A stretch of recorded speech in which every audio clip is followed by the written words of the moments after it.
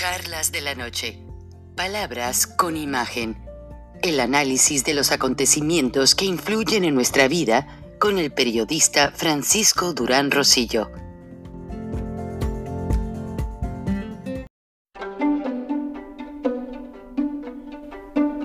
Frank Durán Rosillo te saluda y los saluda a todos ustedes, su amiga María Celeste Raraz, para invitarlos a que se suscriban a mi canal de YouTube, María Celeste Raraz, tal como mi nombre, donde les informo todas las semanas sobre entrevistas que tienen un tema que ayuda a mejorarnos como personas y de paso son interesantes. Las pueden encontrar en mi canal de YouTube, así que los espero. Y se suscriben gratis. Amigos, pues es un poco largo. El periodista que yo les puse hace algunas semanas, que fue a la frontera de Canadá y observó que no tiene vigilancia y es por ahí por donde entran ahora los carteles mexicanos y bandas que transportan hindús, chinos y europeos. O sea, regresó a la frontera sur a mostrar lo que está pasando. Está militarizada, como les mostré en el episodio de ayer, pero un sheriff y un ex jefe de la patrulla fronteriza denuncian cómo la frontera sur, Estados Unidos, México, era un completo negocio y el gobierno de Biden-Harris permitía y promovía la entrada de inmigrantes, todo para favorecer a los carteles de la droga. Y no creo que un sheriff en funciones con mucha experiencia, ni un ex jefe de la patrulla fronteriza se paren en la frontera ante una cámara, muestren la evidencia por dónde entraban y digan los detalles y cómo lo hacían. Es un reportaje traducido súper interesante. Se los recomiendo. Es un poco largo. Si pueden, compártanlo porque me lo están boicoteando en México. El programa, entonces, grábenlo o pásenlo a algún amigo y no se lo pierdan. Vale la pena porque ahí salen muchas cosas de lo que también está haciendo Morena con los carteles. Por eso, Claudia Sheinbaum no le acepta a Donald Trump la petición de ayuda, Trump, la petición de ayuda de que envíe tropas para acabar con los carteles. O sea, este periodista en una hora desmantela y saca junto con estos sheriffs toda la realidad de lo que era la corrupción en la frontera sur. Vamos a ver, vale la pena y va a haber más comentarios al respecto. Yo realmente les agradezco el favor de su atención y ya ven que siempre busco lo mejor para ustedes porque tienen que estar bien informados sobre la situación que se ve venir, porque todo esto va a causar una serie de efectos. Donald Trump no se va a quedar de brazos cruzados. Vamos ahí. A lot of this is new to you. It's good to see you again, Trevette. I remember this 2.5 years ago. Cartel is there, dropping, just waiting for the school bus to pick them up. That's a Biden wall. That's Biden. Interesting. How's it been? I worked with the United States Border Patrol for 23 years. What's the inbound from U.S. to Mexico? Guns, ammo, money. Yep, looks like they're filling the gap. 140 countries crossing. You're getting the world here. This was one of our smuggling routes that we were having a lot of problems with. Did you feel like you just had no control of the border? The cartels were running the show. What is that technology up there on that pole? Each tent was $500,000 a day, taxpayer funded. A lot of the stories that aren't told are the ones of the school systems or the hospital systems having to deal with this problem. True life update on what's going on our border down here in our piece of paradise.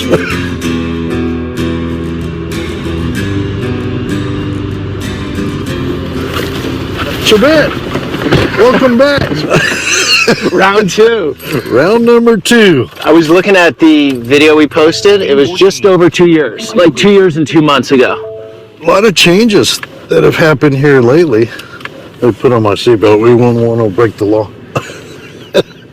The main thing is I don't have people dying in the desert right now. Nobody's dying up there? We haven't had any calls for people that were abandoned and left in the desert, or people that we've had to go out and recover because they died on that trek across the desert. So to me, that's a win-win. And as a refresher from last video, 140 countries crossing. You're getting the world here. Yuma sector is known for that. Exactly. Getting Russians, getting Middle Easterners, getting Indians. We saw the Indians last time, right out in the desert. Yeah. Hospitals, the family advocacy centers, the mission. They were all impacted with all of that. So now their focus is turned back to the community, the folks that need it here locally, and the food. 90% of the leafy greens for the whole of the United States comes from Yuma during the winter. Lettuce, celery, you name it. Those individuals were going into those fields and defecating, and the trash was being left there. As a farmer, because of food safety, it's now contaminated. They just have to plow it under. That was the only thing that got the former administration to come down and actually do something to protect the farmers and the food, because it's all about food safety. Okay, so that's what it came down to. So this white-looking wall, that's a Biden wall. That's Biden. Interesting. And that's what a lot of people don't understand is like, yeah, he put up fencing too. Unfortunately, what I couldn't figure out is we already had the fencing laying there, but instead of utilizing what was already purchased and laying on the ground, they come up with this different design. Because I've seen them saw through these, right? Well, we saw that last time. Yeah, but each one of those is filled with concrete.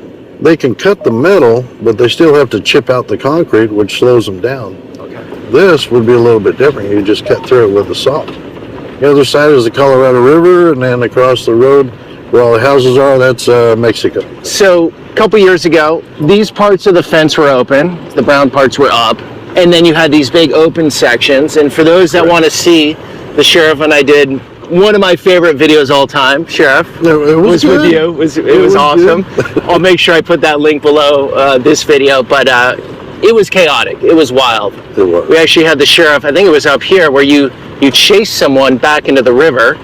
Yeah, and Border Patrol apprehended another one that was over here in the farm field. Right. Yeah. So it's first impression, bit of a different vibe this time. Different vibe. Fact is, you'll see a lot more Border Patrol agents compared to last time when we were out here too.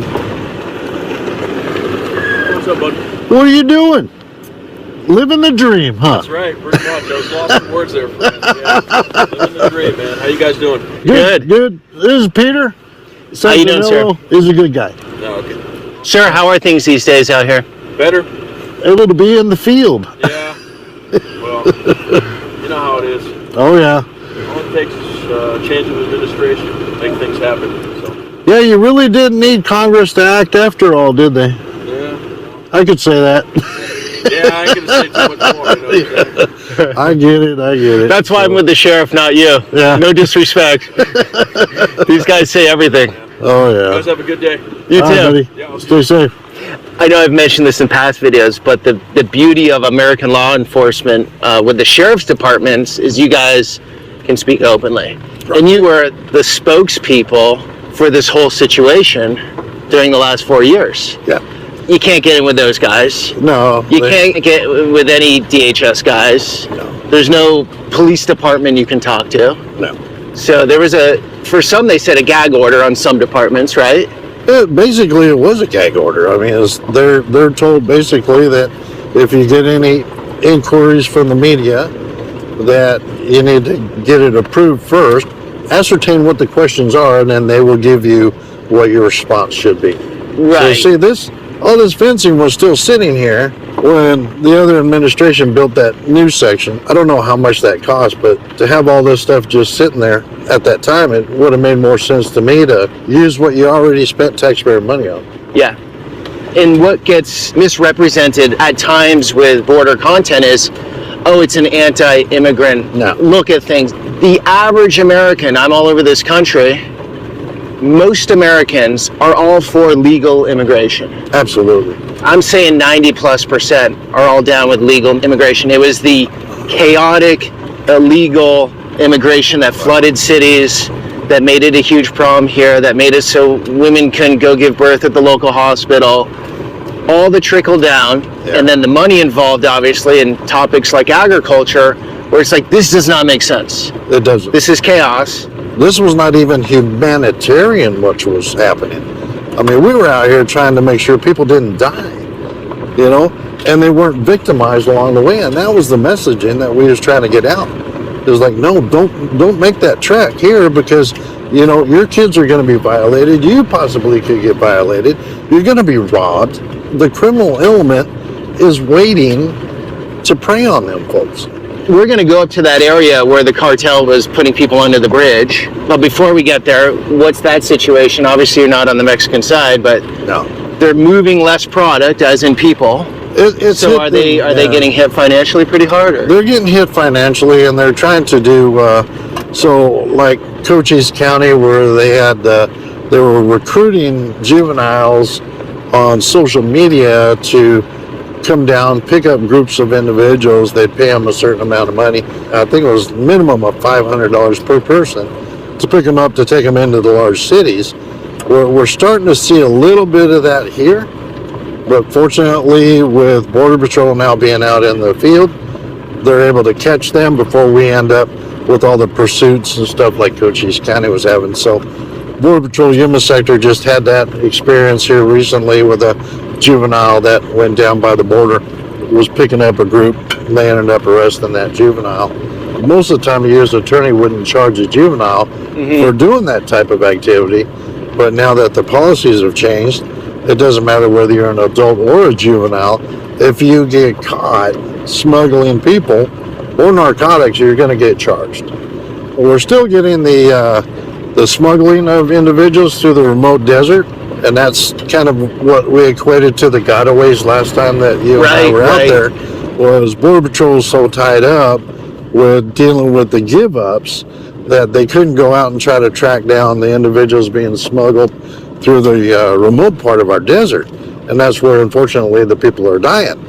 So now with Border Patrol out there, they're actually intercepting those smugglers and apprehending them and prosecuting them as well. Okay, yeah. And so it is a bit complicated for people that aren't down here dealing with this every day. Right. But you had the give-ups. They would come across the border and be processed by Customs Border Protection and absorbed into the interior of the country. Correct. And so buses, planes, a lot went to New York, Chicago, California, Wisconsin, those places.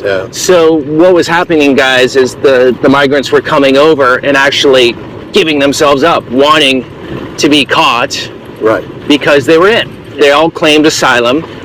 Nobody knows for sure, but all the research I've done, all the people I know that know this topic very well said 1 in 10 were legitimate asylum claims. And we've heard that from not only the previous administration, but this one. Okay. So that number is confirmed. 1 in 10 was legitimate. Right. So most were economic migrants saying, I live in Honduras, I'm making $6,000 a year. I can live in America and make $38,000 a year. Why am I not going to do this? If I just walk over the border, they take me in. So it was an incentive to come here.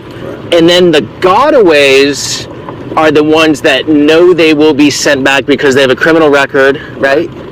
Or they're from Mexico. There was an other than Mexico policy. Mexicans couldn't just come over and absorb into the country. They were sent back. They were sent back. So they were repatriated. Repatriated, yeah. There's sort of two groups, the gotaways and the give-ups. And now the give-ups, that door's been closed. The cartel can't set them up at a gap in the wall up here and send them over and we're going to take them in. They're getting repatriated immediately, right? Right, yeah. Okay. It's complicated, and so it gets pulled apart. Whatever side someone's on, the information gets cherry picked, Right. and then you make your case. Right. And the story we're not getting today is the migrant story.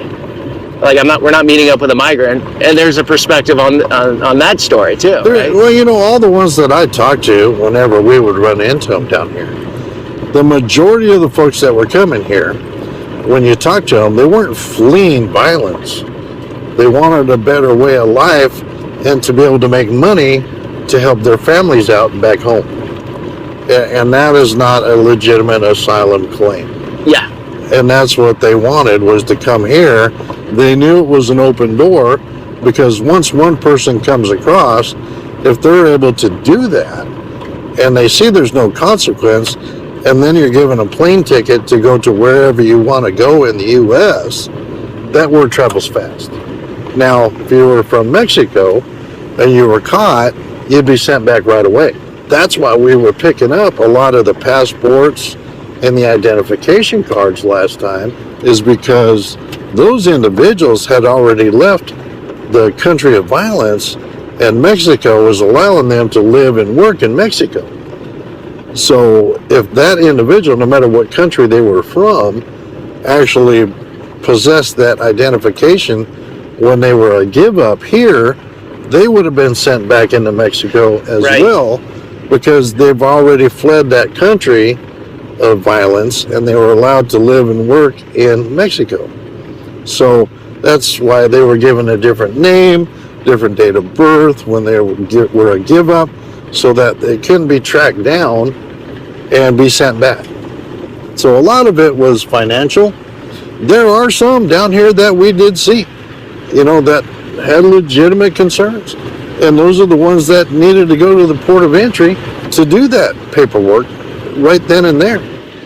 So we're actually meeting up here, a guy that was in Customs Border Protection but retired. Yeah, Hector's going to meet us right here. Remember, we had the cover here, the dumpsters. That's right. That's all gone now, because there is no more really that much activity. So yeah, all this has changed. The foot traffic for give-ups was right here. Right, so they're just coming over from Mexico. Yep. Through native lands. And so the natives, they won't allow a wall to be built. Is that what's going on? So when you look at tribes, you have to understand that with tribal land, it's sacred land to our tribal nations in Arizona, and I'm sure throughout the whole of the United States and everywhere. Kokopah is a river tribe, so having access to that easily is part of that tribal nation's history. So the federal government, the Border Patrol, obviously works with the tribe to try to stop some of this activity, because it impacts their lands too. Yeah. The amount of litter and garbage that was being dumped along the river is not good for the tribe nor the wildlife in this area. Yeah, it's cleaned up a lot here. It has, and a lot of it had to do with, I would say, pressure, because we had exposed what was going on here to media outlets. A lot of the nonprofits actually came down here and cleaned up all the trash. But you also had all the litter down here and all the pharmaceuticals that were being dumped down here along the riverway. Well, this is where a lot of wildlife is. So you don't need pharmaceuticals from all over the world being dumped on the ground. Yeah, and look at this compared to last time. Last time there were all those IDs in the dirt. There was the money, the euros. Oh, yeah. Money was blowing towards us. And I mentioned the fact that, I had not seen any money from Russia. We had two people, one from back east and one from California, sent me Russian rubles. So thank you for sending me some Russian rubles to add to that. You have a money collection, pretty big one. Yeah, no kidding. So how does this make you feel as someone that lives here? You've been a sheriff for a long time here. What are your feelings right now? Well, it's nice to see that law enforcement can get back to doing what they need to do to improve the quality of life of the people we serve, and not have to try to battle this problem as well along the border, which that's not part of our responsibility, immigration. That's the federal government's responsibility. They said it, the judges have said it. The judges don't even allow us to even enforce any of that. All the way up to the United States Supreme Court says anything to do with immigration, federal government's responsibility, not local law enforcement. You're not allowed to do it. But we had to curb the criminal side of it. So the rapes, the robberies, the homicides, the assaults, not only on the individuals that were coming here, but on Border Patrol agents, we would end up taking those cases, the deaths in the desert, those investigations, working with other countries to kind of get the victim back to that family that's back there in whatever country that was where they were from. My county's 5,500 square miles. I've got 95 deputies to patrol that. Right. So when you add on this added amount of work onto whatever, you're already full caseload. That strains your law enforcement. When the new administration came in, did it just change in one day, or how was that? So you got to look at the messaging, and that's something that we talked about before, is the messaging, vitally important. So everybody, cartels, everybody throughout the world was hearing what Trump was saying was going to happen if he got elected. Once he got elected and he said he was going to secure the border and there were going to be consequences, it stopped. Right, it's as simple as someone gets across and they talk to their cousin down in Honduras and be like, here are those steps. You get A, B, C, you get over, it's super easy. It's great here. Yeah. I got a job day one, getting some free stuff too. Mm-hmm. Healthcare is awesome. And then why wouldn't you? The incentive is there. Yeah. Keep coming. Is it super frustrating for you that it was really that easy? Like you guys had to endure some chaos for 4 years? Very frustrating, because it's hard for us in law enforcement that we know what works and what doesn't work. When I get asked all the time about what's the harm, well, how many do you let across? And what's the threshold that this country can afford? I mean, you looked at it, the numbers were, they had spent in 1 year roughly $246 billion on welfare and assistance to all the immigrants that they let across in 1 year. Now, when you put it on a local perspective for Yuma, so Border Patrol had to put up tents to be able to house them. Okay. Those tents had to contain not only a place for them to sleep, but it also had to have a laundry facility. It also had to have a cafeteria so they could cook the food for everybody. And they also had to have storage to be able to outfit them with clothing. So Border Patrol was spending tax dollars buying anything from baby food and diapers on up to clothing for adults for them to wear. Now, when they looked at the contract price, just here in Yuma, we were one of 7 locations along the border that Border Patrol had to have these tent facilities, right? Those tents, each tent was $500,000 a day, taxpayer funded, for that tent. Wait, how is the tent $500,000 a day? Because it's through a contractor. And that contractor has to provide the employees to be able to maintain that tent and the facilities within it, as well as all the other intricacies. How many people under a tent? Yeah, you'd have to ask Hector on that. Okay, you know, that's wild. When you think about it, when they were apprehending almost 1,500 individuals a day, that tent had to hold all those people and the kids. Now, unaccompanied kids, that's even worse, because then you have to have them out of sight and sound and housed separately from the adults, right? So $500,000 a day per tent. They had, I believe, 5 tents here in Yuma sector. So, and because the electrical grid at Border Patrol could not handle the power that was needed to run those, they had to run that facility on generators, which was over $100,000 a week in diesel fuel. So it doesn't end. So when you look at all these numbers, we don't spend that kind of money for our veterans. And why not? 3 years. Well, you didn't get the memo. We're flush with money. We're doing so well with our budget that we have excess funds to spend on anything. I don't know. We do line item budgets every year. I've not seen any of that. And for your listeners out there, because I know they're probably wondering why a sheriff is driving a Raptor. Yeah, I saw a lot in the comments about that. Yeah, so to give you the history behind this, when all this was started, that truck was donated to the sheriff's office for a program, and he also donated to Cochise County Sheriff's Office. Okay. Because DHS back then, this was under the prior administration before Biden, so that was donated back in 2017. And DHS was actually bringing folks down to the border to tour it to see what the actuality was. And these were people from back east, either sheriffs, elected officials. So that truck was donated to be able to do what we called Borders in Your Backyard. Okay. And it was to educate other sheriffs and other electeds on what the reality of the border was so they could actually see it in person. And then take that back to their communities throughout the interior of the United States. So the sheriff's office didn't buy that; it was donated. Okay, that's good to clarify. Well, because people are like a $90,000 truck, so you guys are flush with money. Yeah. Well, actually, the first generation Raptors, when they came out, we actually purchased some on a grant because my guys are out in the desert all the time. Yeah.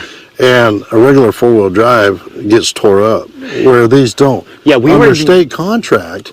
That Raptor, the first generations were only $34,000 under state contract. Oh, okay. We can't touch that now. So you don't see any brand new Raptors at my agency because they're just out of boundary for us. But as you can tell, that one's got 112,000 miles on it, and it's been out doing the Borders in Your Backyard. Sheriff, scale to 1 to 10, how much do you love your Raptor?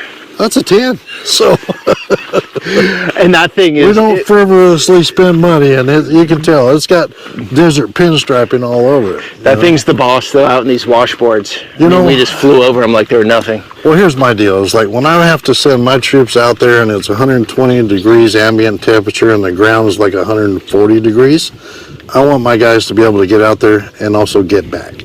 And I want something that's going to be reliable for my personnel to go out there and do that job that they need to do. So there is no amount of money that you can put on the safety of people that are going out there and serving that area, This video is sponsored by Ground News. If you're watching my content, then you realize the world is a very complicated place. You're here to learn with an open mind. Unfortunately, in 2025, all media has a bias, every journal has an angle. One way to parse through this problem is with an app and website I've been using called Ground News. The feature I love the most about Ground News is its blind spot feature. It allows you to flip from news source to news source and see how the same story is covered in a completely different way, exposing the political bias of a news publication. For example, the headline, "Federal regulations cost average American households $16,000 a year," is mostly being covered by the right and center. Left-leaning journals are hardly covering this story. Median U.S. CEO pay hits record $16.8 million on soaring stock awards. This received no coverage from the right, making it a blind spot for those readers. Use Ground News to get all sides of every story, be better informed with access to a vast amount of worldwide sources in one place, and see who owns what media, and follow the trail of where the money is coming from. If you like my content, I think you'll like Ground News too. Go to groundnews.com/Peter to check it out. Subscribe through my link down below in the description to get 40% off unlimited access. Now back to the story. Get in the shot. Oh, you got to be in the shot. I need the director to tell me when. Oh. Sheriff's a pro at this. He is the new director. Let's see if he'll do that. Border Patrol jumper, or is he going to walk around like I did? Oh, he's going to. Yeah, he knows what he's doing. Oh, look at you. That's how I got hurt, actually, once. Oh, is that right? Doing this. How you doing, Hector? How's it going, guys? Yeah. Thanks for Good. meeting up. No problem. It's great meeting you. So, It's a very rare, well, at least for me, I haven't had any luck getting through with Customs Border Protection people. Okay. Definitely not on the job, but you're recently retired, so you can speak openly. Is that what that is? Absolutely. Okay, cool. Yeah. Cool. Sheriff, I hate to do this to you, but I gotta take the kid from you. Unmic me, I'll go in the background. Get a break from me? Yeah. Why do we can walk this way, Hector? Does that work? Because that's in the shade, it's sort of nice. Absolutely, yeah. All right. Sheriff, will we come back in a couple minutes? Is that cool? You take your time. All right. Yeah, it's been a while since the last time I was here. I worked for 23 years. Oh, wow. Started out in Texas, Eagle Pass Station. Shout out to my Eagle Pass people. And In 2005, I transferred here when started getting really busy down here. I retired in 2021 with 23 years. My plan was to go 25. Okay. But I just couldn't do it. I mean, it took less than a year for me to realize that I wasn't doing what I was supposed to do. I wasn't fulfilling my obligations as, when I swore my oath. And Okay. we started, I couldn't take it. I mean, truly, I believe that we went from being an enforcement agency to being part of a smuggling organization. Really? Yeah, and I wasn't going to be part of it. And I feel bad for the people that didn't have the opportunity to leave like I did, because they still have years to go before they can retire. I would have been a lifer. They would have had to drag me from the station at 57 years old, which I'm now, I ran a shift. I was a watch commander. When I first started, I would put 40, 50 guys on the field. And then, start getting smaller and smaller, the amount of people that I could put in.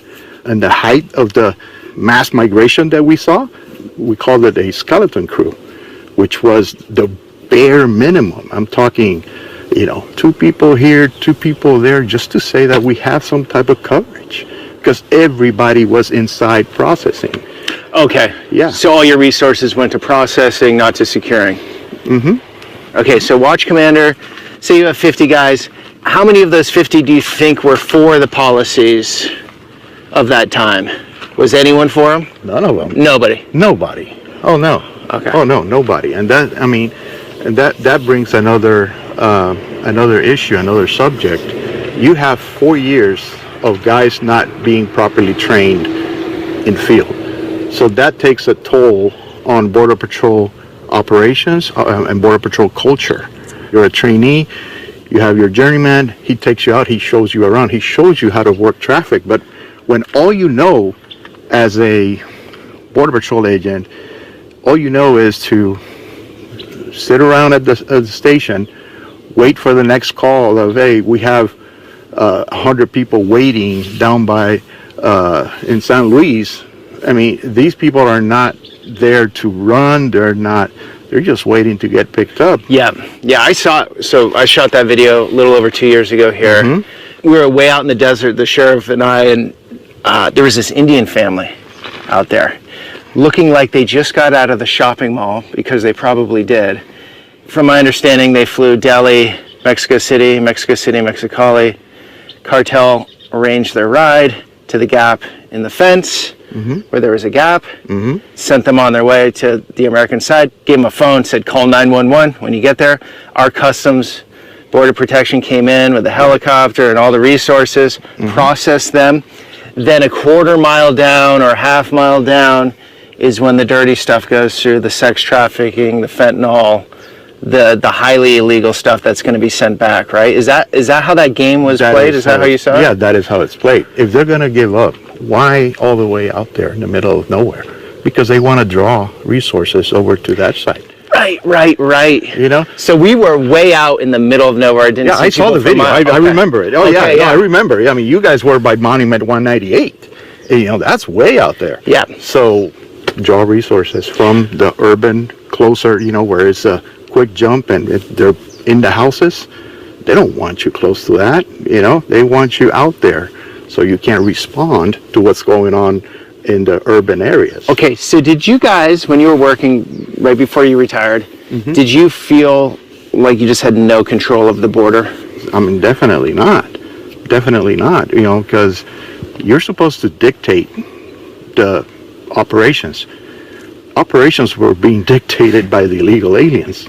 I'm the watch commander. I tell my guys, you're going to be here, here, and here. But I couldn't do that as a watch commander, because they would do their thing, and then operations had to move wherever they went. So they were dictating our operations, which is crazy. And one of the big reasons why I said I can't do this anymore. During that time, I got a call in from the United Cajun Navy mm-hmm. to go down to the border in Texas, and that was 4 years ago, right? Okay. And I, as your average American, I had no clue what was going on at the border. Right. Or understanding of the border at all. Right. So what's the why? I'll preface this real quickly here. I saw in Charleroi, Pennsylvania, Mon Valley, a lot of Haitians there. They're chicken. I think it was chicken. It might be chicken or something else. They need workers really bad.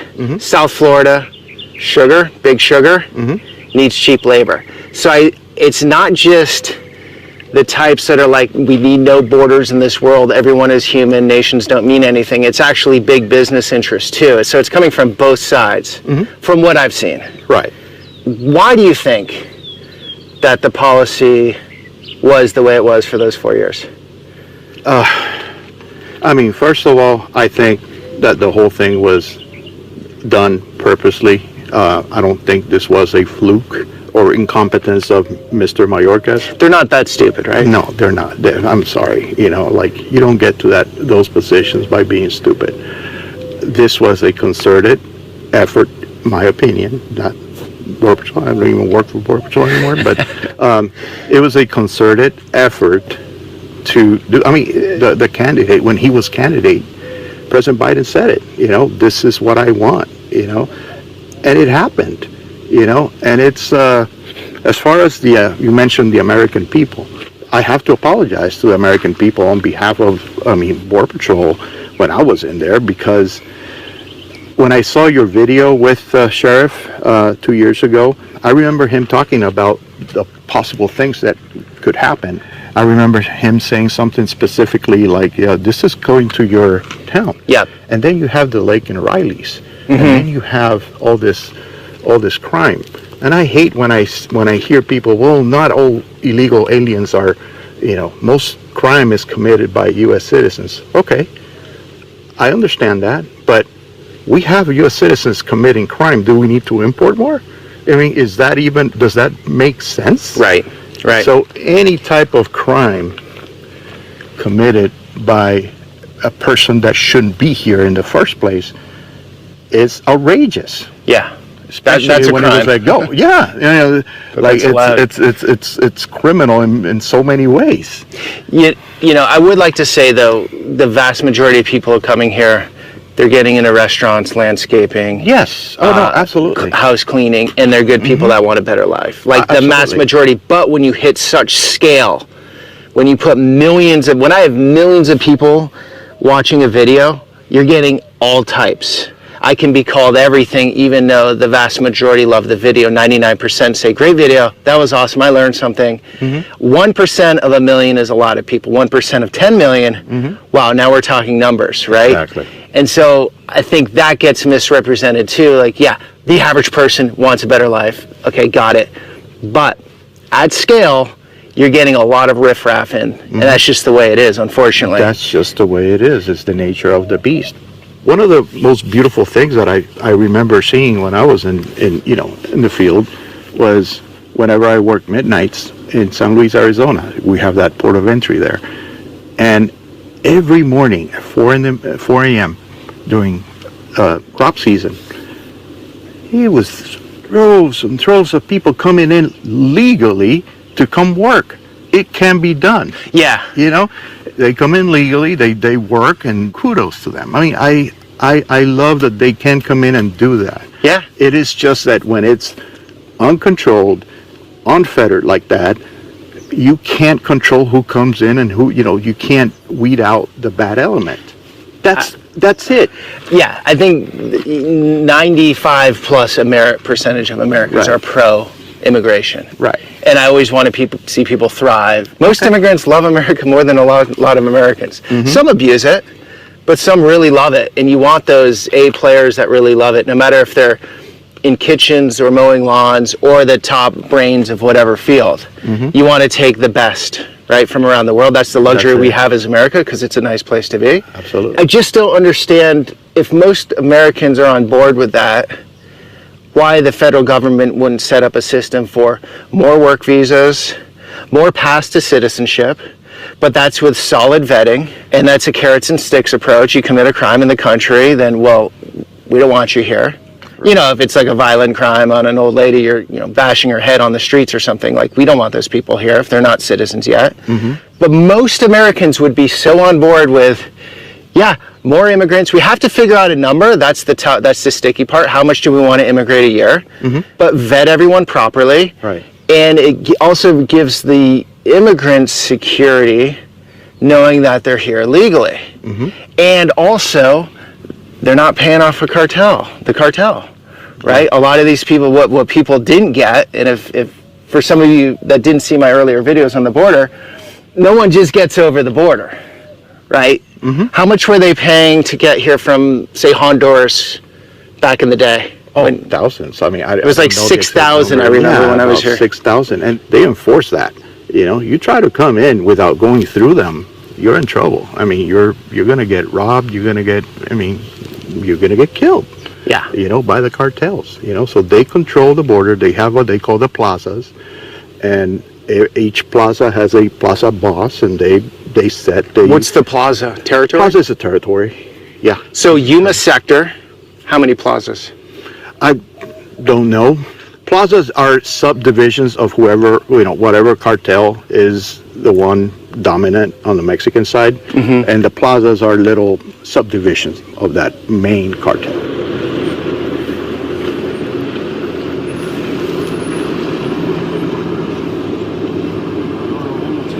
All right, so illegal crossings are down 93%. What do you think the cartel is now doing for money?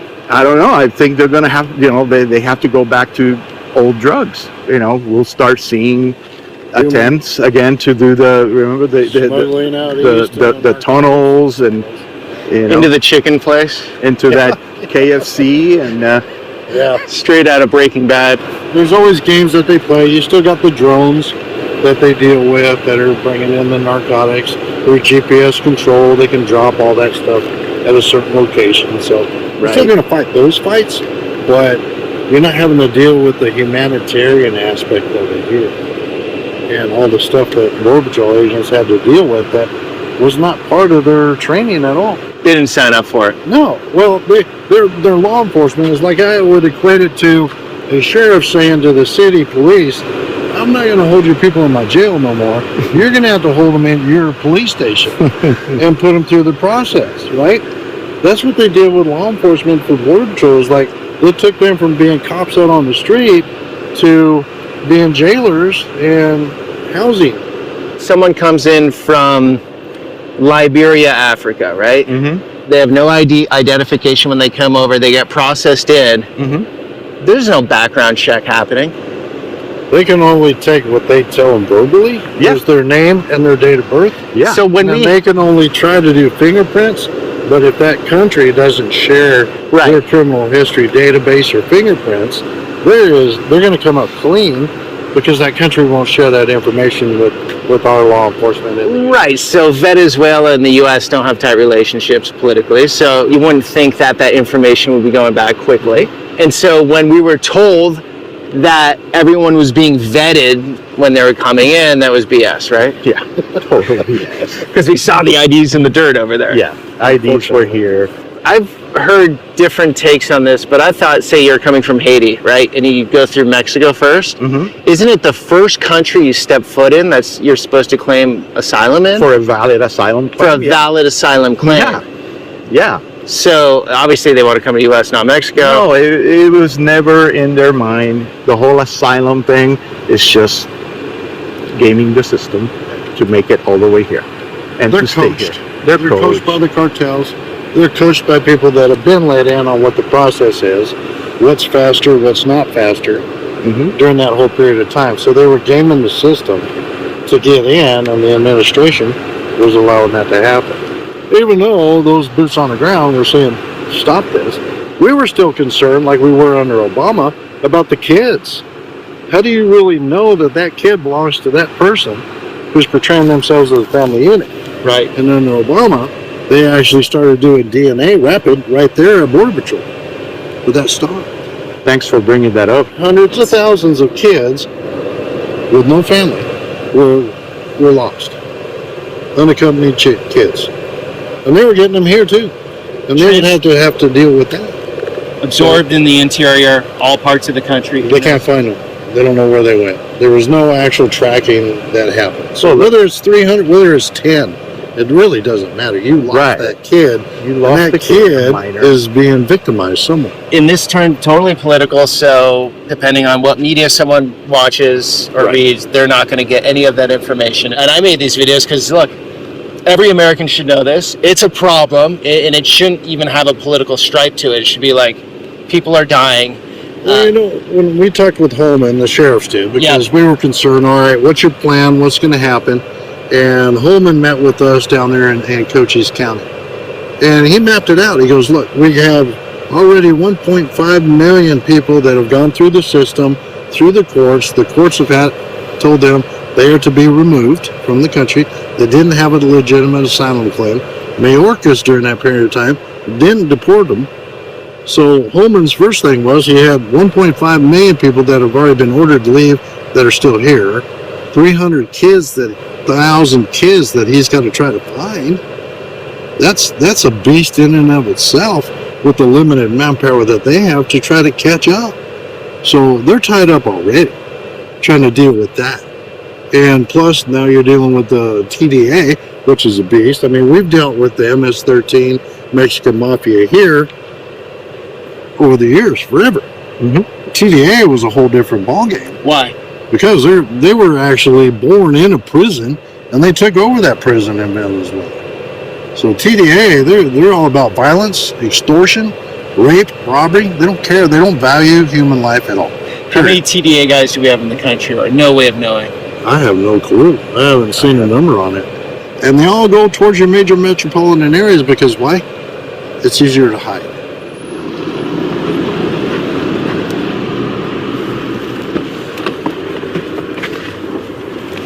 Oh, good guy. He's down to earth, solid, and he doesn't have an agenda. It's all about doing what's right. You have to be fortunate to be in your branch of law enforcement where you could do your job the whole time, even though you were stretched thin and put out on this stuff.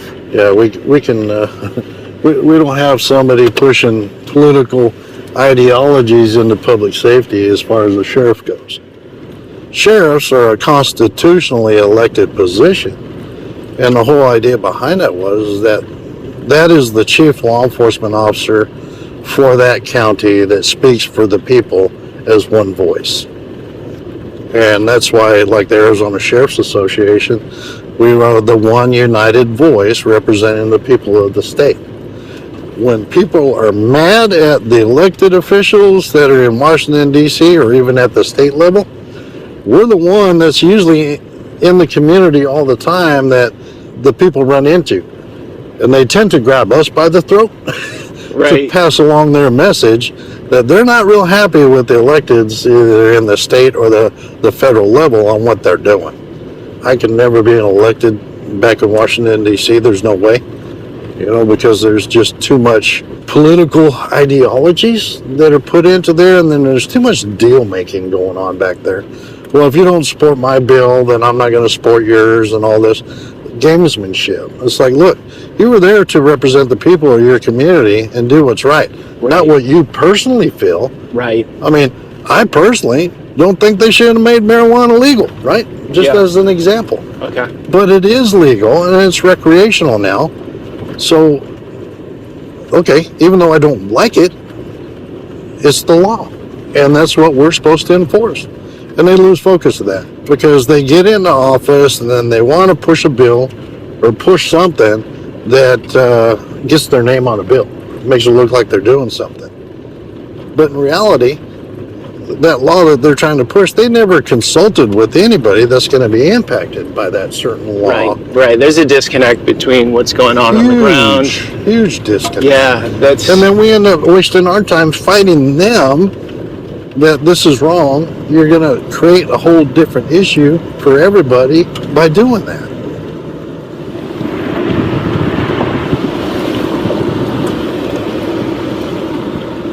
So even though we're on the Mexican side of the wall now, we're still in the U.S. Right.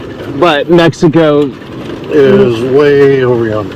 Okay, but it's easy to walk over to here. Oh yeah, you can walk right across right here. Right. The only reason why this was put here is because anything on the right side of this levee is in the floodplain.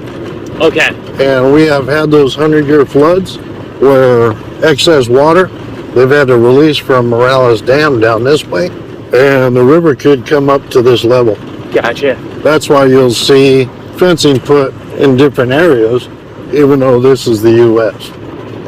When you look at the heritage, right, of the Hispanic, it's all about hard work, dedication to the family, right? That's what their main focus is. When you hear about democracy, right, a lot of that, I'm told, anyway, from some folks, they assume that democracy... Watch your mirror. Okay. I'm here because I believe in democracy and hard work and taking care of family, then it should be a Democrat.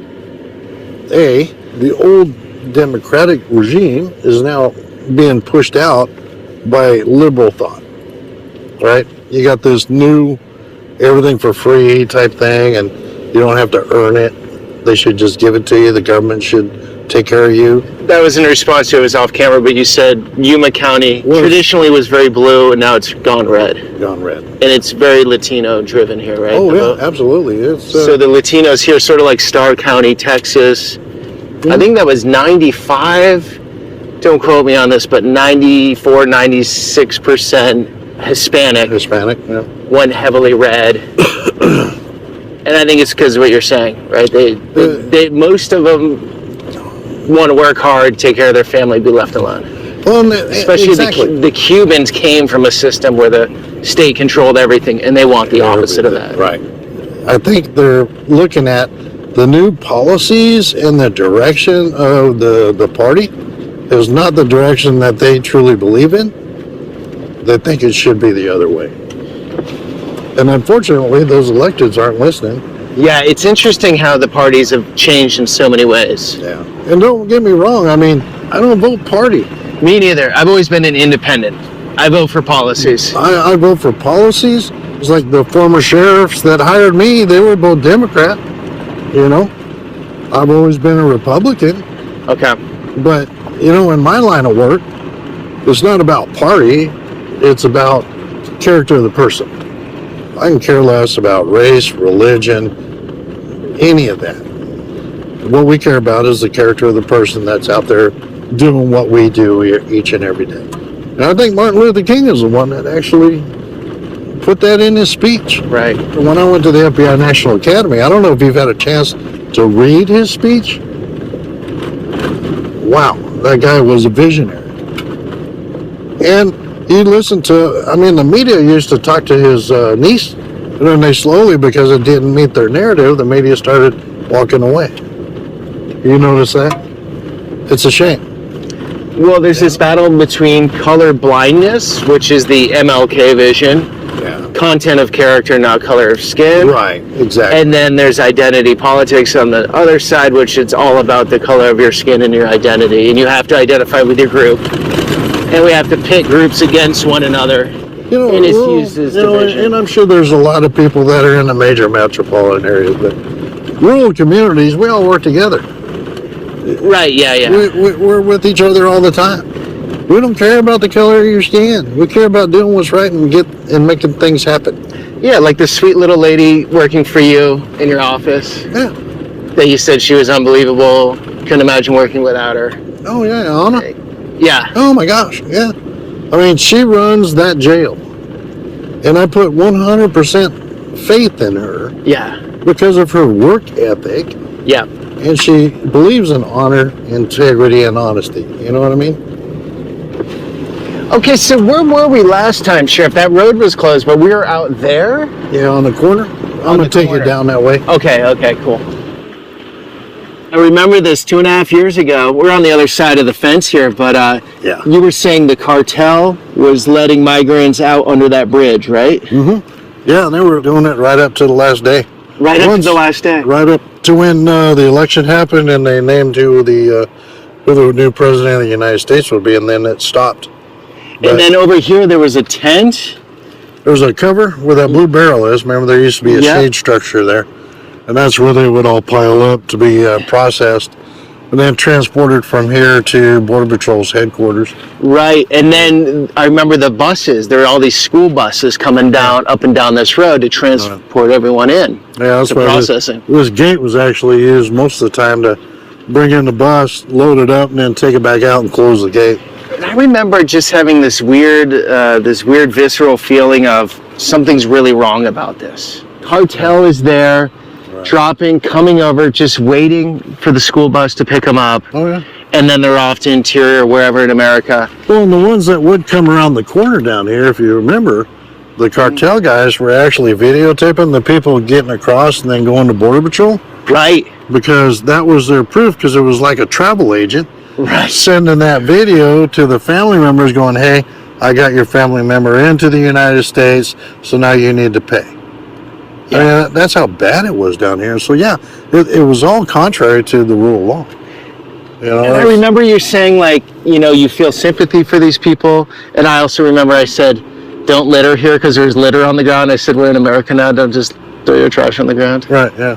Oh, wow. Right. Well, interesting to see that development. So it was a week after the election, and I just happened to ask the deputy chief. I said, so how many, you know, what's the impact now? And they said, I think we got 9 in custody. Versus they'd have 2, 3, 4, up to 1,500 a day. They were down to 9 apprehensions. Yeah. That's quite the drop. That's huge. Yeah. And that water set up there is for the workers out here on that road, right? Not for migrants? Well, they still do get a few that come across. Okay. They still do get a few. Okay. So you don't want to stop that. You know? Right. You don't want people getting hurt or... How's it been? Pretty quiet? It's all right. That's all right. I'm going to blow right by you when I leave. Sure. How are you? He's good. Peter Santanella, one you don't have to worry. Yeah, she couldn't talk on camera, but saying, well, when nobody's coming over. You know, like he was telling you, it's going to take a while for Border Patrol to get back to Border Patrol. Most of them started under the last administration, so she was young, scared of saying anything that might mess with their career. One thing you say bad could impact your future. Your mortgage, raising your family, your pension, yeah, you got to everything. take care of the family first. Yeah. You know, that's why you do what you do. But I do, to be devil's advocate, I do understand policies that say, hey, don't just talk to anyone that shows up with a camera. There's people with bad intention. Mm-hmm. I can cut this a million different ways, make her look terrible. Mm-hmm. When she's just a sweet woman doing her job. So. Oh, and that's what they worry about too. Yeah, I get that. It's like, you know, and then they see me down here, and I take anybody. It doesn't matter what media outlet they want to see it. I don't mind taking them if I have that time. Yep. To go out there and show it to them, and then explain the impacts to us. It's not a narrative that, you know, it's just the facts. Yeah. I'm not trying to spin anything anywhere for anybody, you know.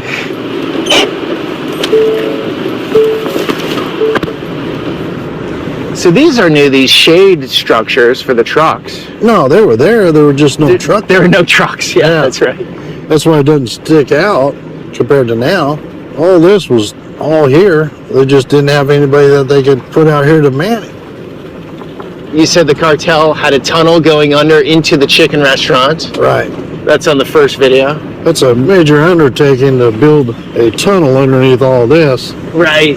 That would come out into the kitchen. Now they're building a brand new port of entry here. They're widening it. Oh, right here. And making it larger. There's all kinds of activity down here. And what do cartels like? They like to basically clone the construction company's trucks and everything else to try to make it look like they're part of that. Are you serious? To get their oh yeah, the Border Patrol, they've cloned Border Patrol trucks over in California and all that stuff. This is a busy port of entry, fair to say? Oh yes, this place is always busy. This is San Luis, Arizona right here, and that's San Luis, Mexico right there.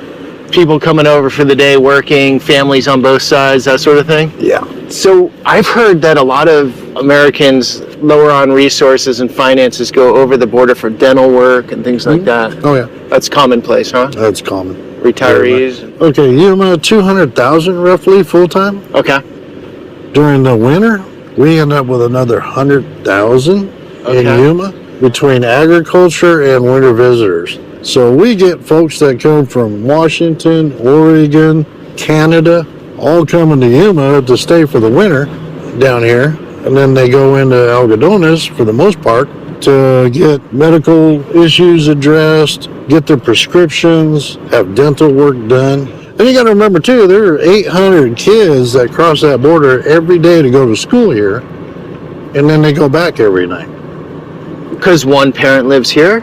Because the kid was actually a U.S. citizen, and they were born here. Okay. So they're entitled to that education. A pregnant woman can come into the country and then have their kid, and the kid is going to be an American citizen. Yeah. And like many people across the world will do that. I met a girl from Taiwan, and her mom flew in before pregnancy to make sure that she got American citizenship. Well, that's what inundated our hospital. That was all part of the game. Right. Especially with all the Haitians. Every one of those women were obviously almost at the end of their term.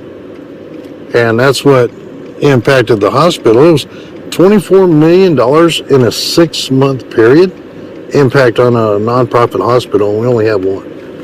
We're going there today, too. Yeah, you're going to go and you're going to be able to talk to them and ask them about, what was the impacts to the neonatal ward? What was the impacts to the budget of the hospital? Because anybody that was hurt coming across too was impacted by that. And a lot of folks from different countries, you would run into individuals that had health issues that would have to go to the hospital. If they were brought there by Border Patrol, then obviously the federal government paid that bill.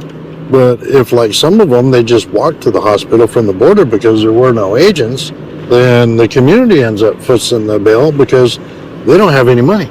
Right.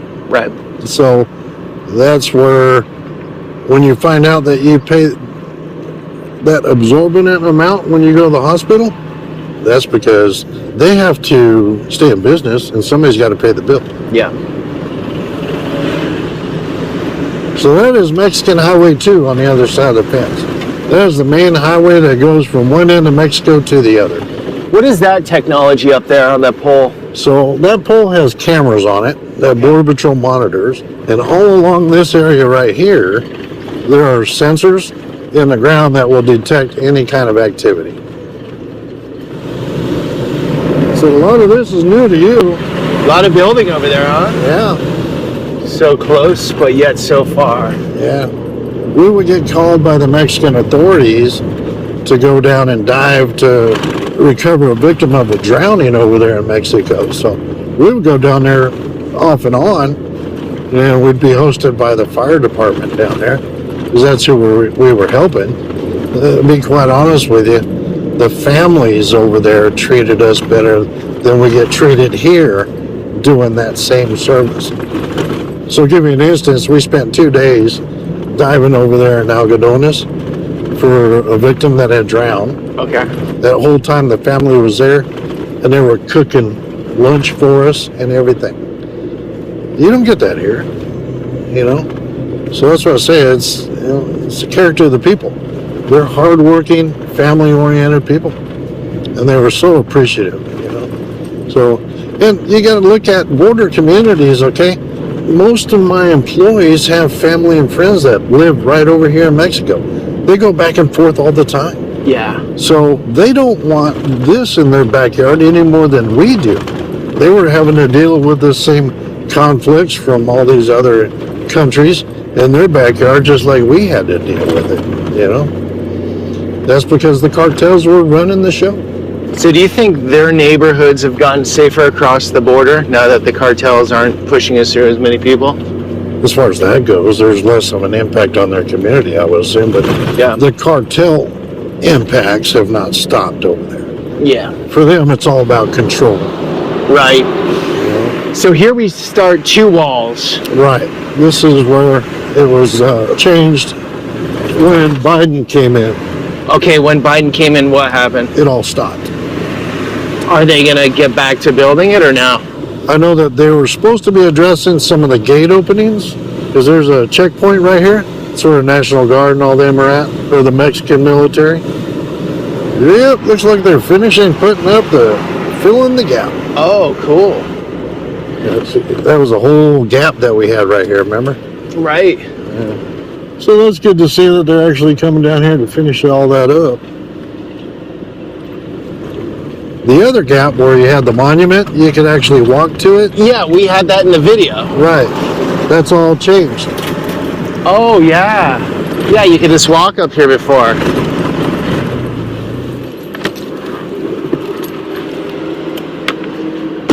Yeah, this is an interesting part of the border, guys, because you can see so much. What are we looking at, Shiv? 30 miles that way? There's 20 miles to San Luis from right here. And then how far to those mountains? It's another 20 miles to the mountains up there. So okay. This is that stretch that I took you on before, where about 10 miles, we ran into that group from India. That's right. That was abandoned by the cartels back in here. This was one of our smuggling routes that we were having a lot of problems with. You had a pathway that came up because the cartel, and you're right there at Highway 2 in Mexico, so the cartels would all sit down there in those buildings during the day, and then at night they would bring them up and then walk up because this was all open. But now they've changed it. So that's right. The border marker, I have it in the last video, and I went right up to it. Yeah. Okay, but you said this is Biden wall. Yeah, Biden put this part up. I understood what you said earlier. Biden put it up near the agriculture because it was posing a problem with the farmers, but he actually was putting up wall in the middle of nowhere too? Right here. Okay, so why did we not hear anything about that? I don't know. So they were caring a bit about the border, fair to say? A bit, yeah. A bit. Because we exposed this is part of it. And when you're talking about cartels exploiting a weakness and then people dying, that's not a good message. Okay, so that's a story that's new to me today, is that Biden was putting up wall. Yeah. And so it turned so political that for his party it would have been looked at as a weakness maybe. And then the Republicans wouldn't want to show it because it would show, well, he's actually putting up wall and that's what we want to do. So that's not good for us. Part of your politics. Yeah. You know? Okay. But, you know, when you got, well, what I tell you, in 2022, there was 70 in 1 year that died out here? 70 died out here. 2022. And then over 35 in 2023? Yeah, in that Indian family that just got off the plane, that just looked like they got out of the mall. Yeah. They weren't going to make the night out there in the clothes they had. They didn't have anything on there. Because it was cold at that time. And you're talking 35, 40 miles to go from here up to anything where civilization would be. And you're going right through a bombing range. So you got military. This is all Barium Goldwater bombing range. So the military's out here training all the time. So you got troops on the ground, they're doing live fire. You've got aircraft doing live fire. Yeah. The cartel doesn't care. They got their money. Here you go, you're in the U.S. Go that way. Yeah. And you don't need a gallon of water, you'll be okay. Is it good to have Trevette back? It's good to see you again, Trevette. You couldn't have done it without me. Couldn't have. Well, you know, here's the deal. It's like I told you about that truck. It was donated for the Borders in Your Backyard for not only sheriffs, but other media outlets to come out here. I've taken them all out here. I've done the same thing with you that I did with them. But apparently they didn't put the messaging out there because obviously they changed it to meet their narrative. And that's the problem with media nowadays is they have to push a narrative, so they have to spin whatever you say. And I've seen it many times myself where I've said something and they take that little snippet of it, but when you take the whole context of the conversation out of that little snippet, it makes it sound bad. You said off camera you brought a New York Times journalist out here and spent a full day and she didn't write anything really about what you guys We spent till late at night. We were out here in the middle of the desert at night with her, and she got to see a lot of this stuff that kind of like what you saw. Yeah. And it's like, okay, you know, that ought to be an interesting article. We spent a lot of time. I did it. Sheriff Daniels did it with Cochise County down in his county. Same thing. And we were kind of, okay, let's see what comes out of this. And it was just a small little paragraph in a whole huge article about down here on the border, but it really didn't cover all the impacts that we discussed on the hospital, the family advocacy center, the mission, on law enforcement, it didn't cover any of that. And then she calls back later after they wrote that article and wanted more info. It's like, I'm not going to invest any more time that I'm never going to get back, for what you're doing, because you're just spinning an article for a political narrative. And I think we talked about that when we were out there in the middle of the desert, when you found that radio system. Yeah. It was like, get your personal and political ideologies out of public safety, period. The first time that we met Mayorkas, the sheriffs, when Mayorkas was sworn in, and we gave him a 16-point plan of success. A year later, we asked him, why haven't you implemented any of this? And then his response was, did you give me something? He didn't even remember our conversation. And he had actually removed Sheriff Daniels, who was supported by national sheriffs, western state sheriffs, Arizona sheriffs, Southwest border sheriffs, to sit on the Homeland Security Council back then. And when he came on, he wrote Mark Daniels' letter saying, we no longer need your services, Sheriff. He was the only sheriff or law enforcement person on that Homeland Security Council. Period. That was it. He removed that. When Mayorkas came down there, in fact, he was one of our board of supervisors, even called him out, because we were trying to get him to understand the complexities of what we were dealing with here. And he lied to Jonathan Lyons, our board of supervisor, who Jonathan Lyons even testified when they had a hearing here, how Mayorkas said he was going to take care of this and he was going to fix all the problems that we had down here. And Jonathan Lyons said he didn't do shit. And I was testifying too at that field hearing and basically explained to him that he wasn't doing anything. And the second time I met Mayorkas, I told him, well, he's full of shit, because he didn't do anything that he said he was going to do. You said those exact words? Yeah. What did he say? He just said, well, Sheriff, well, do your job. Why are you creating these issues? You haven't fixed any of these problems that we've showed you. And he was at a round table. He was with NGOs, with the hospital, with the farmers. I mean, he sat there and listened to every one of them and didn't do nothing. So, yeah, I told him he was full of shit. He didn't follow through on anything that he said he was going to do. He just did the narrative that his bosses told him to do. So, there's that.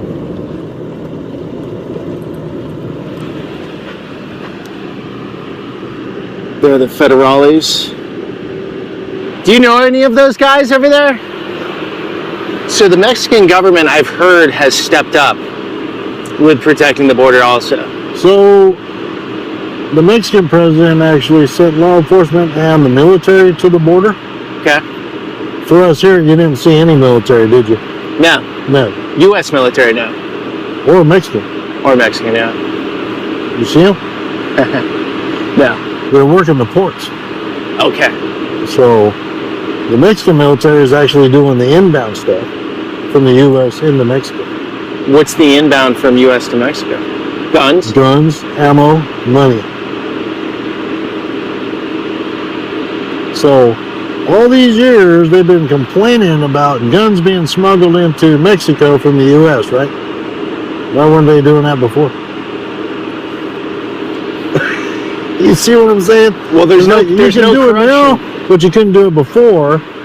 But you're harping on the U.S. for smuggling guns into your country, making life miserable for the people. Why weren't you doing inbound border checks back then? Why? Because the cartels would probably threaten their life. It's a whole different ballgame in Mexico. The cartels control the officials and everything else over there. Because if you don't, they kill you. It's pretty easy. So wild. Just the rules of the game, 10 feet away over in that dirt, night and day. Night and day.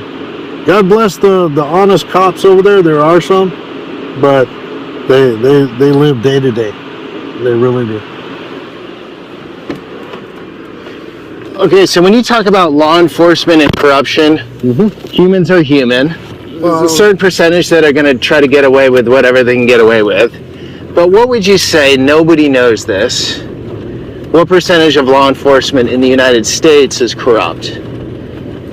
That's a tough one. I mean, there are bad cops. Obviously, whenever you put thousands of people under one label, you're going to get some bad apples. You're going to get bad apples anywhere. Yes. It's easier for us here to call that out.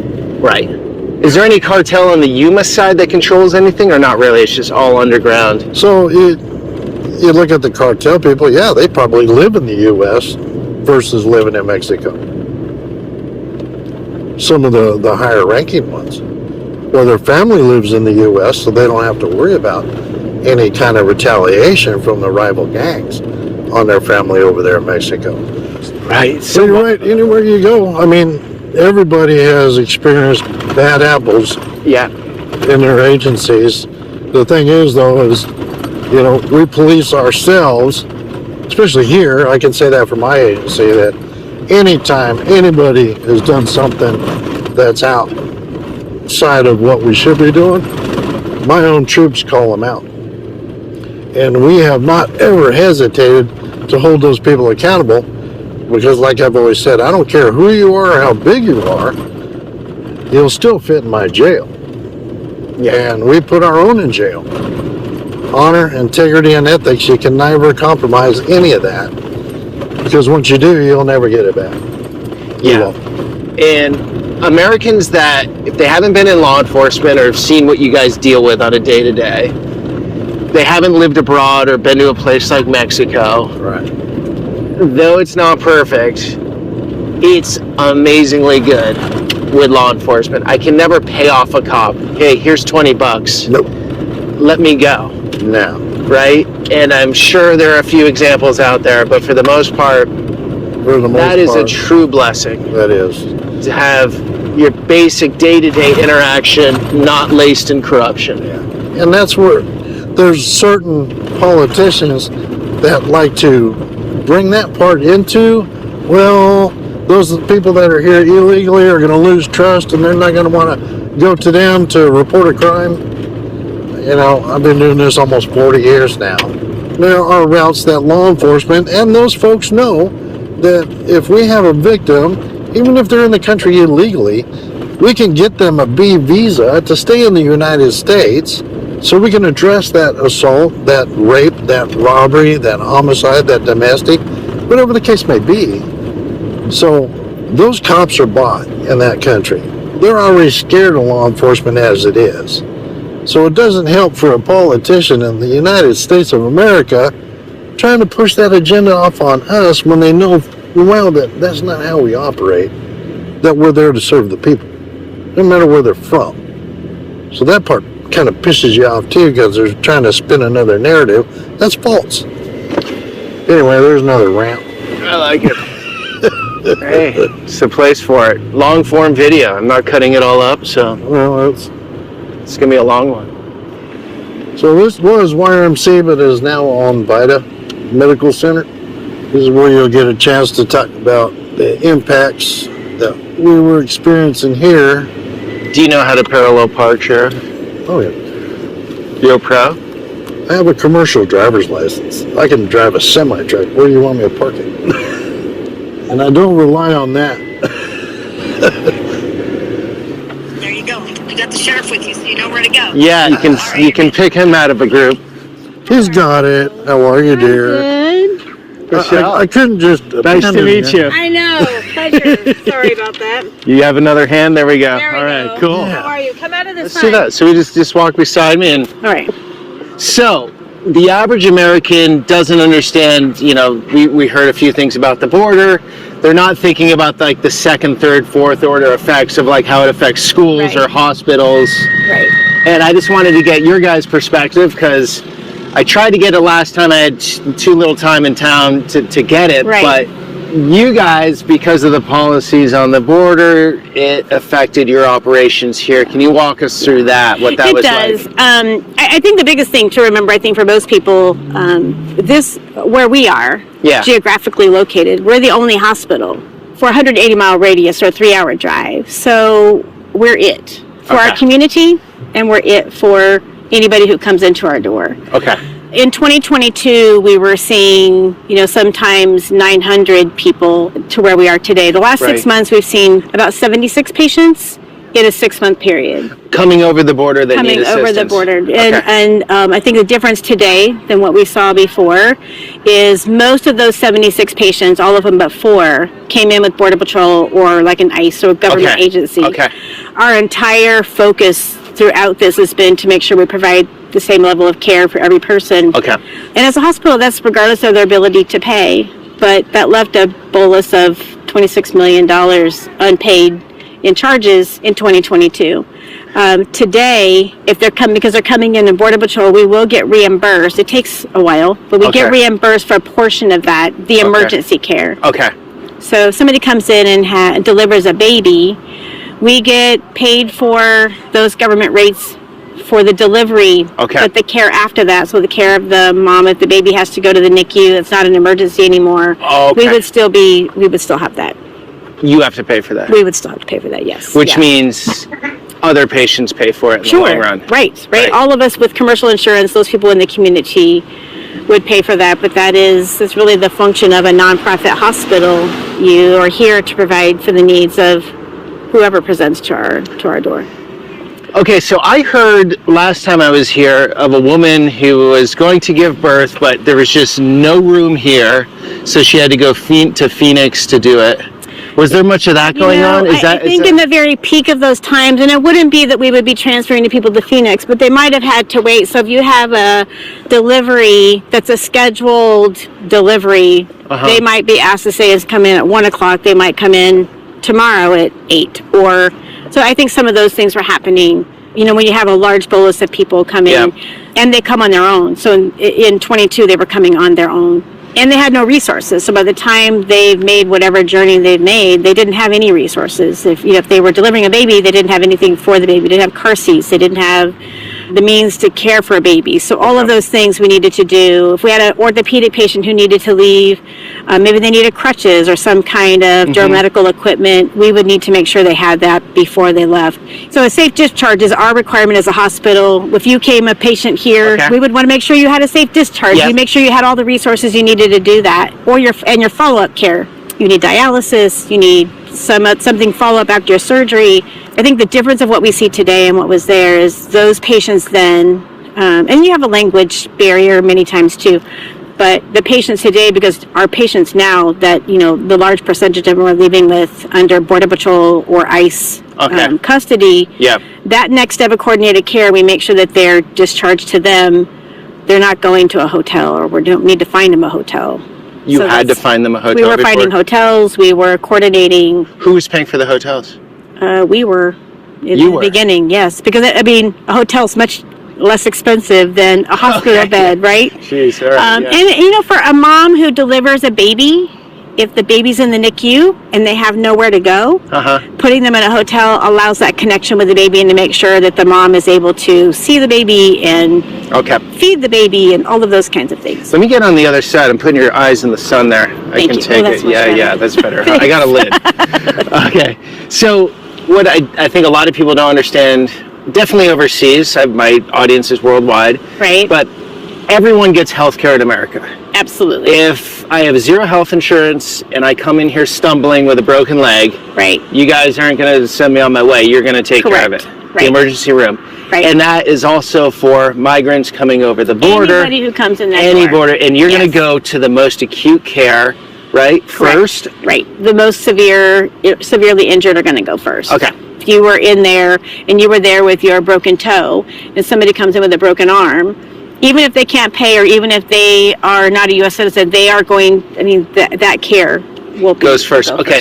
So did that anger some of the locals here if their care was pushed down? Sure. I think it certainly created a voice of concern across our community.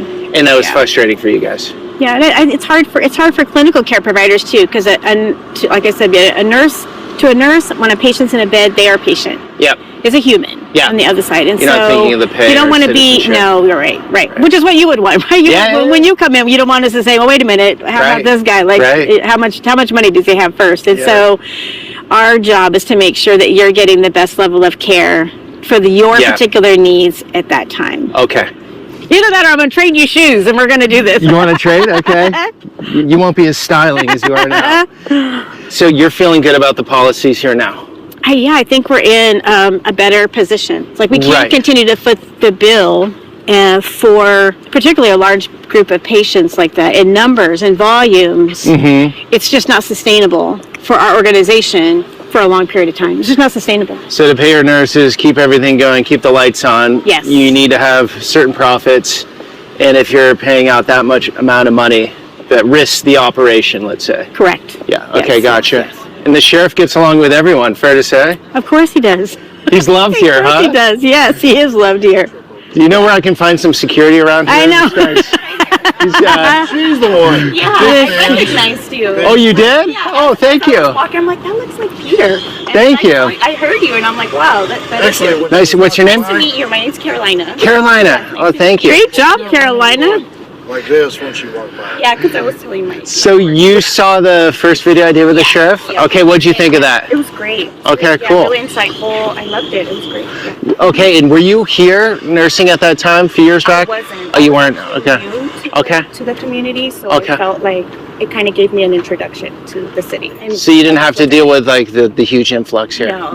Okay. Well, thank you, because without nurses, we'd all be suffering. Because I wouldn't want to rely on the sheriff when it comes to fixing my Not for that. Not for that. He brings a lot of skills. Anything else you want to say, Michelle? So the last 6 months, we've incurred in those costs that I talked about with those 76 patients, the billed charges for those are about 1.5 million. So far we received like 56,000. We project that we'll probably get 181,000 from those, but at least we're getting reimbursement for the patients, right? And not getting zero. So that comes from the federal government? That comes from the federal government. But that's because they're coming into Border Patrol. They are typically in custody when they come in. The migrant story has been told many times, but a lot of the stories that aren't told are the ones of the school systems or the hospital systems having to deal with this problem. And they're stories that need to be heard because we all pay for it, right? Of course. And it's only through messy, chaotic policies that we got to this point. Right. If it was done more orderly, then we wouldn't be in this position. Right. So, if I can bring light to that, cool. Absolutely. You were great. Thank I'm you. going to take this. Yes, please. Give you that. What is that? The dead cat? It's called a dead kitty. Scary cat. It's a dead kitty. Yeah, it's roadkill. I know. Oh no, he's gonna wire me back up again. Well, you got a cool community. I like it here in Yuma. Thank you. All right, Sheriff, we'll finish up at the station, yeah? Yeah. That's an awesome looking badge, isn't it? That is. All right, Sheriff, anything else? Covered a lot today? We did, and hopefully your viewers, I mean, I understand you're here because they all wanted an update. They wanted an update. And hopefully we give them a true life update on what's going on our border down here in our piece of paradise. Yeah, no, it's cool to see. Tibet didn't find me any money this time, so it's sad. Walker, Texas Ranger, for those from the 90s. When was that? That was on air in the 90s? Late 80s, 90s, somewhere in there. Yeah, you're Walker on Tibet? Yeah, you're Tibet. Yeah. Hopefully we don't need to do an update anytime soon. Well. But if things change dramatically, let me know.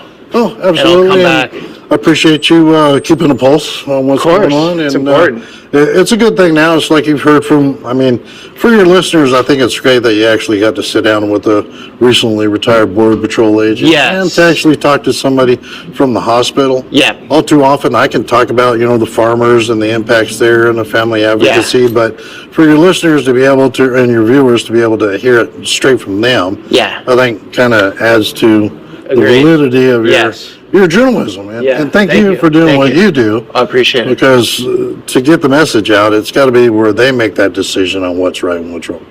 Not us. Yeah. Someone can like this, they can dislike it, but they'll learn something definitely on this journey. Well, and there's no politics involved in this. It's public safety. Yeah. And like I said before the first time, get your politics out of public safety. Let us do our job. If you don't like the law, change it. Yeah. Otherwise, we have to do what we have to do. Well, Sheriff, all right, we'll do fist bumps because I got my wrist taken out. And thanks, guys, for coming on that journey. Until the next one.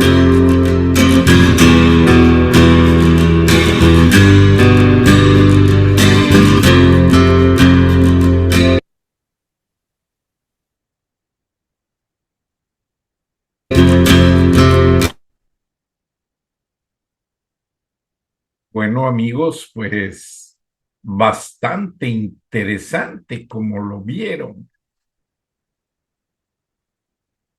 Algo que es un super documental porque pues hablaron de cómo los residentes de cualquier país de donde vengan llegan con la identidad mexicana y eso complica mucho las cosas a las autoridades norteamericanas porque llegan con otro nombre que no es el original, llegan con, a veces hasta con otros biométricos. Y la verdad es que la situación se complica. Y mucha gente reclama, ay, no, pobrecitos, es que en la frontera ya no quieren que pase nadie. No, Trump les abrió la puerta. El mismo ex jefe de la patrulla fronteriza dice que se siente muy orgulloso cuando pasan a recoger las cosechas de manera legal, con permiso de trabajo. O sea, no hay nada escondido en esto, no hay nada que tengan que decir que, ay, pues la verdad es que aquí está pasando algo muy turbio. No, permisos hay, oportunidades de trabajo hay.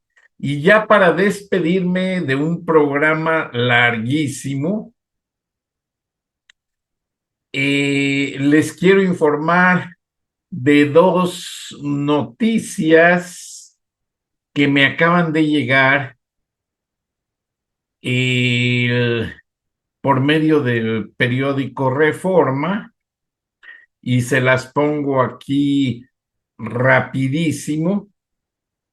Bueno, son tres, pero lo medular en esto es que no cambia la situación.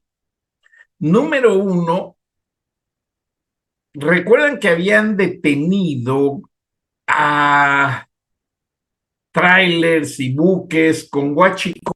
Bueno, pues ya aquí la nota principal dice, dejan ir por huachicol 554,000 millones de pesos en 5 años. Y no se ve que estén deteniendo a nadie, o sea, hicieron ahí una faramaya, pero en cuanto a las autoridades de Estados Unidos, el huachicol sigue. Nada más que ahora hacen que un tráiler sí pase como gasolinas y otros 50 o el barco siguen pasando como aceite comestible, etcétera. La otra es una denuncia de un alto militar, el general Isidro Pastor Román, quien es el director del Aeropuerto Internacional Felipe Ángeles, quien acusa de corrupción a los mismos militares y a todas las componendas que están pasando en ese aeropuerto. Denuncia que no hay orden en ese aeropuerto, que no lo dejan administrar debidamente. O sea, salen y llegan vuelos sin documentar, salen y entran personas sin documentar y la cereza del pastel. Beatriz Gutiérrez Müller ya está a punto de recibir, la solicitó, la ciudadanía española, dice la cadena española ABC. Pues no que era alemana, no que era de acá y de allá. Parece ser que otros países le negaron la nacionalidad, incluyendo el Reino Unido. Y es que los ingleses son muy quisquillosos, no quieren gente corrupta en su país. Les agradezco el favor de su atención. Nos vemos y nos escuchamos nuevamente mañana. Dios los bendiga. Hasta entonces, gracias y ha sido un placer poder informarles. Si se les hace muy largo este programa, véanlo en pedacitos, porque este sheriff hizo un gran esfuerzo por informar al periodista de la realidad de ese pedazo de Arizona, que es por donde pasan las drogas del fentanilo del cartel de Sinaloa y Jalisco Nueva Generación. Ahora esto no lo quiso decir a cámara, pero el gobernador de Sonora es el que ayuda mucho a los carteles. Durán Rosillo te saluda y los saluda a todos ustedes, su amiga María Celeste Raraz, para invitarlos a que se suscriban a mi canal de YouTube, María Celeste Raraz, tal como mi nombre, donde les informo todas las semanas sobre entrevistas que tienen un tema que ayuda a mejorarnos como personas y de paso son interesantes. Las pueden encontrar en mi canal de YouTube, así que los espero. Y se suscriben gratis.